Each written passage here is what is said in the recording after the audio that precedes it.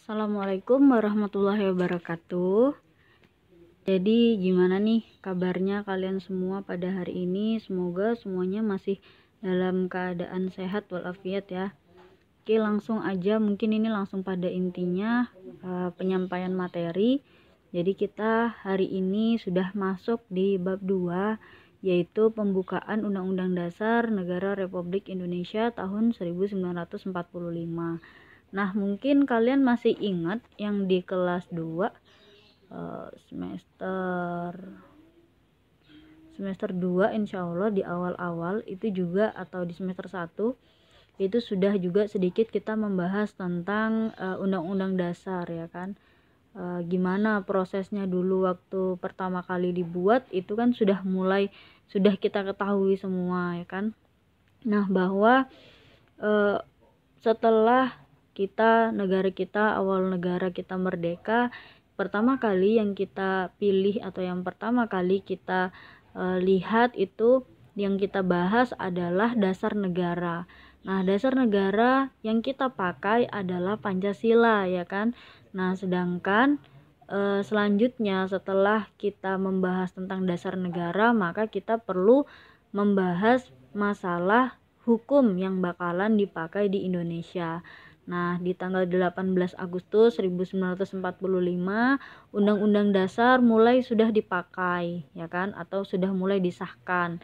Nah, itulah jadi mulanya atau awal mulanya ada Undang-Undang Dasar di awal kemerdekaan itu, di tanggal 18 itu PPKI telah mengesahkan atau telah membuat Undang-Undang Dasar yang dijadikan sebagai pedoman dalam hukum yang atau dasar hukum di negara kita. Nah, untuk di bab ini atau untuk di pertemuan kali ini kita bakalan membahas tentang pembukaannya terlebih dahulu. Jadi kita mungkin lebih kepada pembukaannya saja. Kita lihat, kita analisis dari mulai alinea pertama sampai dengan ke alinea keempat. Kira-kira apa saja sih isinya? Nah, kita jangan sampai hanya mengetahui isi dari alinea aja, alinea pembukaan, namun kita tidak mengetahui apa sih sebenarnya makna dari pembukaan Undang-Undang Dasar 1945. Nah, langsung saja kita masuk ke materinya sedikit atau peta konsep. Nah, di sini ada peta konsep dari materi kita. Nih, gampang banget ya di bab ini, cuman ada 3 macam aja daripada yang bab 1 kemarin kayaknya udah cukup sulit ya kalian memahaminya. Nah, jadi di sini ada mengenai pembukaan Undang-Undang Dasar. Kita mempelajari ada 3 macam subbab, yaitu yang pertama adalah isi dan juga makna pembukaan Undang-Undang Dasar. Lalu kita membahas juga tentang pentingnya pokok pikiran pembukaan Undang-Undang Dasar, dan yang ketiga kita mewujudkan pokok-pokok pikiran tersebut gitu. Nah, yang pertama, jadi ini kita runtun banget ya materinya ya. Kita pertama harus tahu dulu isinya dan makna dari pembukaan tersebut, baru kita harus mencari tahu bagaimana pentingnya dari pokok-pokok yang ada di isi tadi tersebut. Jadi kita ya bakalan menganalisis sih, lebih banyak menganalisis. Nah, setelah itu gimana nih caranya untuk bisa mewujudkan dari pokok-pokok pikiran yang ada di pembukaan gitu. Nah, kita bahas dulu yang di sini dulu ya. Jadi di sini ada isi dan juga makna pembukaan Undang-Undang Dasar 1945, mencakup beberapa materi. Yang pertama adalah makna dari alinea pembukaan, jadi dari 1, 2, 3, dan 4. Maknanya seperti apa? Lalu ada makna pokok pikiran pembukaan Undang-Undang Dasar gitu. Nah, langsung nih di sini ada gambar sedikit tentang prinsip-prinsip dari atau dalam pembukaan. Nah, bisa juga kalian buka kalau memang nggak ada buku paket kan sekarang. Nah, pakai aja buku paket kelas 2, ini masih sama kan, kalian ada tuh kemarin ibu kasih catatannya juga ini tentang ini. Nah, nih jadi di sini ada prinsip-prinsip dalam pembukaan Undang-Undang Dasar Negara Republik Indonesia. Ini terbagi menjadi 4 macam. Ada yang warna biru, kuning, merah, dan hitam ya kan. Nah, yang biru ini adalah alinea yang pertama. Jadi alinea pertama itu membahas mengenai pengakuan kemerdekaan. Jadi itu yang depan ini adalah pengakuan ya, pengakuan kemerdekaan dan hak asasi manusia sebagai hak universal bangsa gitu. Nah, di sini di alinea pertama itu kan ini adalah sebutannya, maksudnya ini adalah isi dari pembukaan alinea pertama nih, bahwa sesungguhnya kemerdekaan itu ialah hak segala bangsa dan oleh sebab itu maka penjajahan di atas dunia harus dihapuskan karena tidak sesuai dengan pri kemanusiaan dan juga pri keadilan. Nah, dari alinea pertama ini kita bisa sedikit mengetahui apa sih kira-kira makna atau mungkin inti dari alinea pertama ini. Jadi di alinea pertama ini Indonesia menganggap atau bangsa Indonesia menganggap bahwa penjajahan yang ada di Indonesia itu harus segera dihilangkan atau harus segera dihapuskan. Karena apa? Ya karena tidak sesuai dengan kemanusiaan kita atau tidak sesuai dengan asas kemanusiaan dan juga asas keadilan. Karena apa? Namanya penjajahan ya kan, mereka tidak mengakui yang namanya hak asasi manusia ya kan. Mungkin manusia atau mungkin masyarakat yang ada di Indonesia itu merasa HAM atau hak asasinya itu udah mulai hilang karena hak untuk bekerja, hak untuk merdeka, hak untuk kebebasan dalam berpendapat, kebebasan dalam hidup ya kan, tidak dikekang oleh para penjajah itu tidak ada sama sekali gitu. Karena ya para penjajah otomatis bakalan merusak diri kita atau bakalan memaksa diri kita yang seharusnya kita tidak mau, namun ya harus dipaksa, harus mau kerja rodi, harus mau kerja paksa tanpa digaji ya kan. Nah, otomatis tidak mendapatkan haknya. Mereka sudah capek-capek untuk bekerja namun tidak diberikan upah sama sekali, bahkan mungkin diberikan makanan maupun minuman yang tidak manusiawi. Nah, tidak benar-benar sangat tidak dihargai yang namanya hak manusia. Nah, cobalah Anda sedikit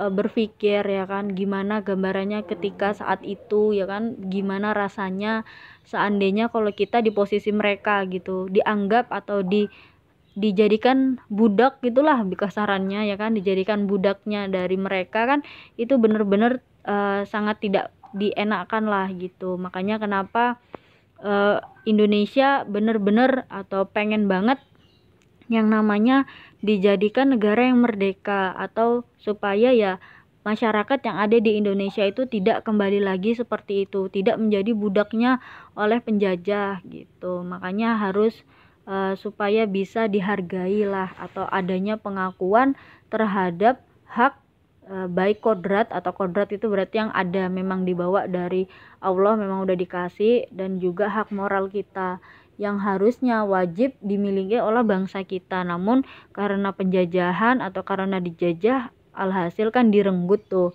Nah, makanya di alinea pertama itu ditegaskan bahwa Indonesia itu ingin merdeka, ingin terbebas dari para penjajah yang hanya menyusahkan kita aja gitu. Nah, terus tuh di alinea pertama juga itu menyatakan bahwa peristiwa penjajahan pada masa itu benar-benar sangat mempengaruhi kehidupan kita, baik kehidupan kita bermasyarakat atau kita beribadah atau dan lain sebagainya, itu semuanya sangat tidak bisa dilaksanakan dengan baik. Karena apa ya? Karena adanya penjajahan. Bahkan kemanusiaan atau rasa kemanusiaan itu aja tidak ada, apalagi rasa keadilan, adil untuk bisa melaksanakan hidupnya sesuai dengan manusia pada utuhnya atau pada biasanya gitu. Nah, lanjut mungkin sedikit yang di warna kuning atau di alinea kedua, kita membahas tentang ini. Jadi di sini di alinea kedua disebutkan bahwa dan perjuangan pergerakan kemerdekaan Indonesia telah sampailah kepada saat yang berbahagia dengan selamat sentosa mengantarkan rakyat Indonesia ke depan pintu gerbang kemerdekaan negara Indonesia yang merdeka, bersatu, berdaulat, adil dan makmur. Nah, kira-kira menurut kalian apa nih gambaran dari alinea kedua ini? Nah, gimana nih? Nah, jadi di alinea kedua ini itu inti pokoknya itu adalah penegasan tentang perjuangan pergerakan kemerdekaan. Jadi sebenarnya di pembukaan ini adalah runtun sejarah yang ada di Indonesia, runtun ceritanya. Jadi yang di warna biru ya kan, di alinea pertama ini kita membahas tentang penjajahan ya kan, penjajahan yang memang faktanya atau berdasarkan sejarah memang ya terjadi gitu loh, ada di Indonesia, bahwa dulu negara kita pernah dijajah oleh bangsa-bangsa di luar dari negara kita sendiri. Nah, itu mengalami ketidakenakan, mengalami yang namanya kemanusiaan itu tidak sama sekali dihargai. Nah, yang kedua, ini di alinea kedua, ini menegaskan tentang bagaimana bangsa Indonesia mampu berjuang melawan penjajah tadi, ya kan? Mampu berjuang melawan penjajah untuk bisa menggapai kemerdekaan. Nah, apa saja perjuangan kemerdekaan Indonesia itu sangat banyak, ya kan? Bahkan nyawa pun, atau mungkin bahkan keluarga dan semuanya itu bisa saja ditinggalkan hanya karena pingin merdeka, untuk supaya mau berusaha gitu. Nah, apa kira-kira inti pokok dari alinea kedua? Yaitu adanya keinginan, adanya hasrat yang kuat untuk bisa menentukan nasib kita sendiri. Nah, maksudnya gimana menentukan nasib kita sendiri? Ya iya ya, berarti kan Indonesia tuh pengen yang namanya tidak terkekang, bebas dari para para penjajah gitulah, bebas dari tekanan-tekanan. Kita pengen yang namanya mandiri sendiri, menjalankan negara sendiri, melaksanakan negara sendiri tanpa adanya tentangan atau adanya rongrongan gitu, adanya rongrongan dari bangsa lain. Nah, itu kan benar-benar gak enak. Jadi ya berjuang, berusaha untuk bisa menentukan nasib kita sendiri tanpa harus sama penjajah, maksudnya ditekan sama penjajah gitu. Terus juga di alinea kedua ini menggambarkan adanya keinginan kita untuk mewujudkan cita-cita nasional bangsa Indonesia. Nah, cita-cita kita ini apa sih?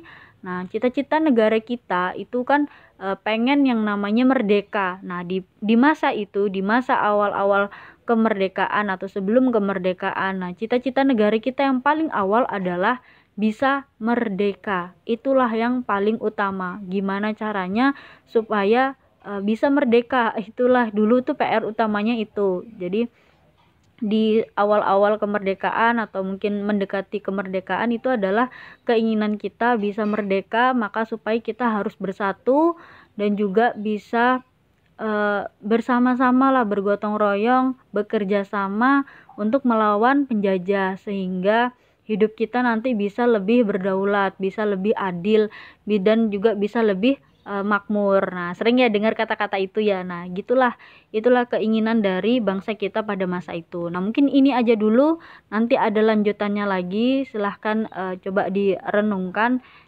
kira-kira apakah memang benar bahwa pembukaan itu isinya adalah runtun dari sejarah kita. Apakah memang benar dan apa buktinya kira-kira ya kalau memang ini semua tuh runtun gitu. Coba dipikir atau coba ya direnungkan sedikit. Oh iya ya, ternyata begini gitu. Nanti Ibu ada pertanyaan lagi buat kalian. Gitu aja dulu, mungkin sedikit-sedikit aja biar kalian nggak bingung. Sampai di sini aja dulu.